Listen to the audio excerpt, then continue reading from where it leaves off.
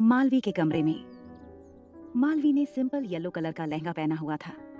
हाथों में, गले में और कानों में फूलों से बनी व्हाइट ज्वेलरी पहनी हुई थी, जिसमें वो काफी खूबसूरत दिख रही थी। लेकिन उसके चेहरे का रंग फीका पड़ा हुआ था। वो खिड़की के बाहर देख रही थी। वो अपनी सोच में खोई हुई थी। कभी सोचा नहीं था कि मैं तुम्हारे सिवाय किसी और से शादी करूंगी। कितना प्यार करती थी मैं तुमसे, पर अफसोस तुम उस प्यार के लायक ही नहीं थे। खैर, मैं बस यही दुआ करूंगी कि तुम जहां भी रहो खुश रहो, कभी हम दोनों का आमना सामना ना हो। ये कहते हुए उसका दिल भारी हो गया और उसकी आंखों में नमी तैर गई। तभी रावी तैयार होकर मुस्कुराते हुए मालवी के कमरे में आई और उसे आवाज देकर बोली, मालू। मालवी के कानों में रावी की आवाज पड़ते ही वो अपने ख्याल से बाहर आ गई और अपने चेहरे के एक्सप्रेशन नॉर्मल कर लिए और फिर पीछे मुड़कर रावी की ओर देखती है। रावी मालवी के पास आकर खुशी से चहकते हुए बोली, मालू, आज तो तुम बहुत सुंदर लग रही हो। फिर रावी ने अपनी आंखों से काजल निकालकर मालवी के कान के पीछे लगा दिया और उसके माथे को चूमते हुए कहा, "म्वा! किसी की बुरी नजर ना लगे तुम्हें। चलो, हल्दी की रस्म शुरू होने वाली है।" ये कहकर रावी उसका हाथ थामकर मालवी को बाहर ले जाने को होती है। तभी मालवी ने उसका हाथ पकड़कर रोकते हुए कहा, दी, मुझे आपसे कुछ बात करनी है। रावी ने उसकी बात सुनकर बोला, हाँ बोलना मालू, क्या बात करनी है। मालवी कुछ बोलने के लिए मुंह ही खोलती है कि उसे वॉमिटिंग सा फील होता है। वो भागकर वॉशरूम के अंदर चली जाती है। मालवी वॉश बेसिन में उल्टी करने लगती है तो रावी भी उसके पीछे दौड़कर अंदर चली जाती है और उसकी पीठ सहलाते हुए कहती है, क्या बात है मालू, तेरी तबीयत तो ठीक नहीं लग रही है। कल तो ठीक थी तुम, फिर अचानक से क्या हो गया? तू यहीं रुक, मैं माँ को बुला लेती हूँ। इतना बोलकर रावी पीछे मुड़कर जाने वाली थी। तभी मालवी ने पीछे से रावी का हाथ पकड़ते हुए कहा, अरे नहीं दी, माँ को मत बुलाओ, वरना वो बिना बात के ही परेशान हो जाएंगी। मुझे इतना ज्यादा भी कुछ नहीं हुआ है। शायद मैंने कल कुछ उल्टा सीधा खा लिया होगा, इसलिए वॉमिटिंग हो रही है।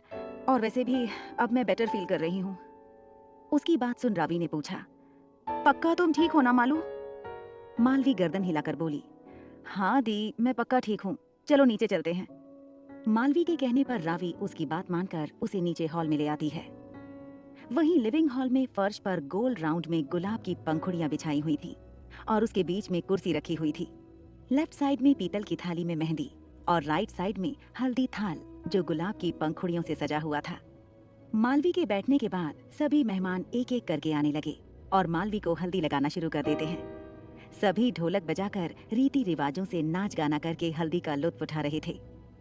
स्वाति जी रावी को देखकर बोली, अरे बेटा, तेरी सहेली कहाँ रह गई? अब तक क्यों नहीं आई?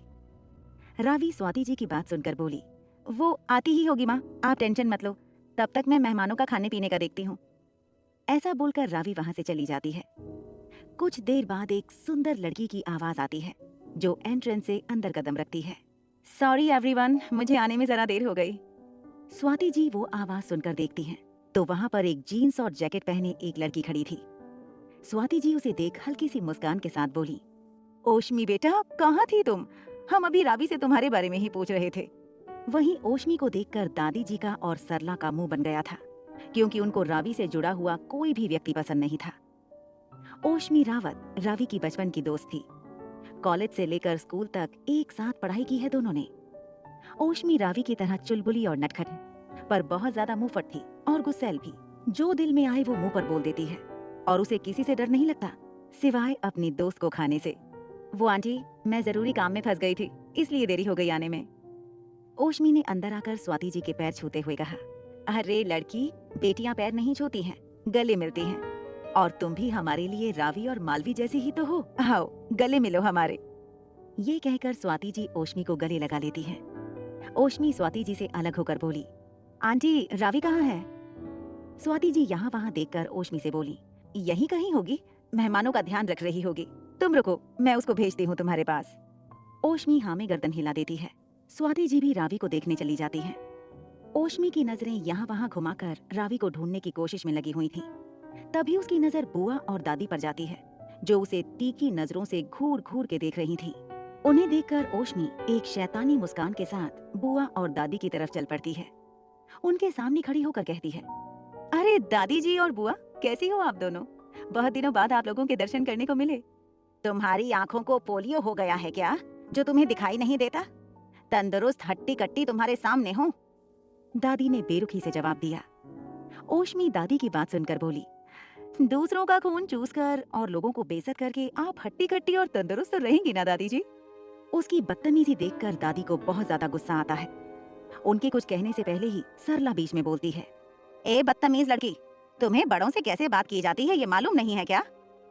ओशमी मुंह बनाते हुए बोली, हमें बहुत अच्छे से पता है कि बड़ों से कैसी बातें की जाती हैं, पर शायद आप लोगों को पता नहीं है कि घर आए हुए मेहमान से किस लहजे में बात की जाती है। जिस तरह उन्होंने मुझसे बात की उसी तरह मैंने भी उन्हें जवाब दिया।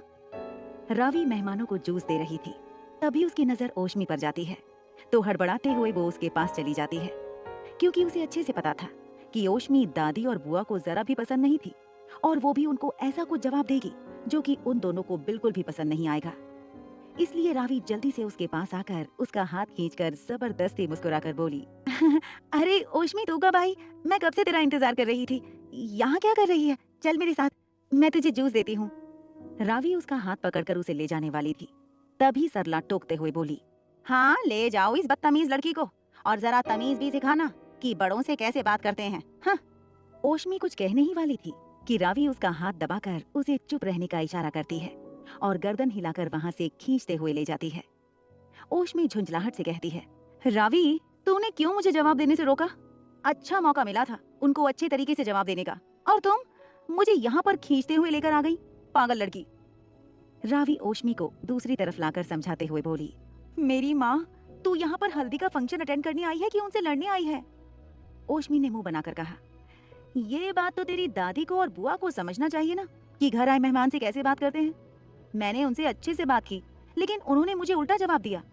रावी, मैं कह रही हूँ तू ना उन दोनों से दूर ही रहा कर, मुझे वो दोनों बिल्कुल भी अच्छी नहीं लगती। उनकी आंखों में तेरे लिए मैंने इतनी नफरत देखी है कि मुझे डर है कि उस नफरत के चलते वो तुम्हारे साथ कुछ बुरा ना कर दें। रावी ओशमी को इतना परेशान देखकर बोली, ओशमी, जैसा तुम सोच रही हो वो इतनी भी बुरी नहीं है। भले ही वो मुझसे नफरत करते हैं, लेकिन वो मेरा बुरा कभी नहीं सोचेंगे। ओशमी को पता चल गया था कि रावी अब क्या ज्ञान देने वाली है, इसलिए वो अपने दोनों हाथ जोड़कर बोली, ओ मेरी महान माता, रहने दे तेरी कथा, मुझे नहीं सुना उसकी अच्छाई। मैं लोगों की आंखें देखकर उन्हें समझ जाती हूँ, लेकिन तुझे समझाना मतलब पत्थर पर सर फोड़ने जैसा है।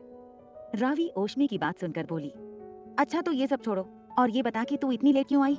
इतना वक्त लगता है घर से तुझे यहाँ तक आने में? ओशमी रावी से मुस्कुराकर बोली, सॉरी यार, मैं वो पैकिंग में बिजी थी।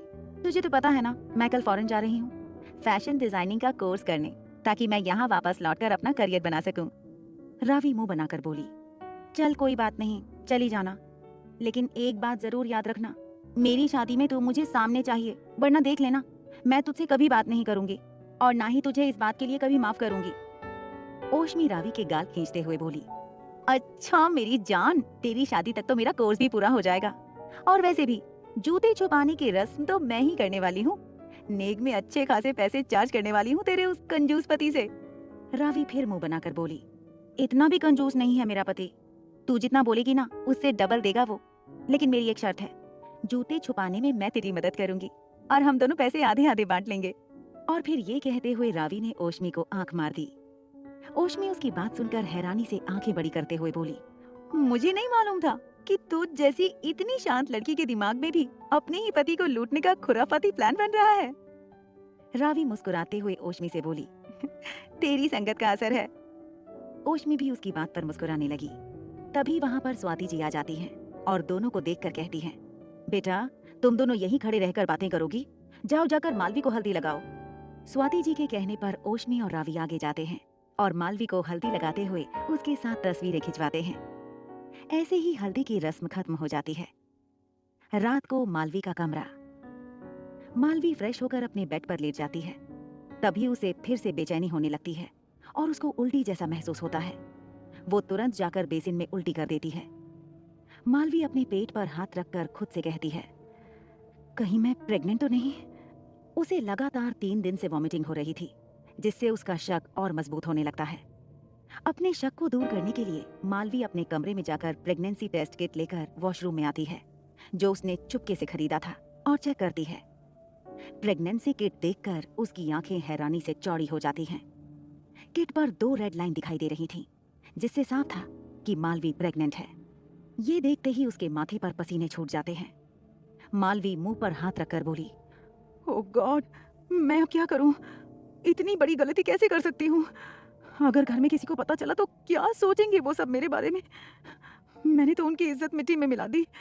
ये क्या हो गया भगवान मेरे साथ? ऐसा कहते हुए मालवी घुटने के बल बैठकर रोने लगी। उसे कुछ समझ नहीं आ रहा था कि अब क्या करे, किससे बात करे इस प्रेगनेंसी के बारे में। मालवी सोच ही रही थी कि तभी उसे रावी का ख्याल आया। अगर उसे कोई समझ सकती है तो उसकी बहन ही है। मालवी ने खुद को शांत किया और कमरे में आकर बेड पर लेट गई। उसने फैसला किया कि सुबह होते ही वो रावी को इस बारे में बता देगी। आज के फंक्शन की भाग दौड़ में थके होने के कारण मालवी वैसे ही सोचते सोचते सो जाती है। किसका बच्चा पल रहा है मालवी की कोख में? क्या हुआ था उसके बीते हुए अतीत में? क्या मालवी रावी को अपनी प्रेगनेंसी के बारे में बता पाएगी? क्या रावी अपनी बहन का साथ देगी? देखिए अगले पार्ट में।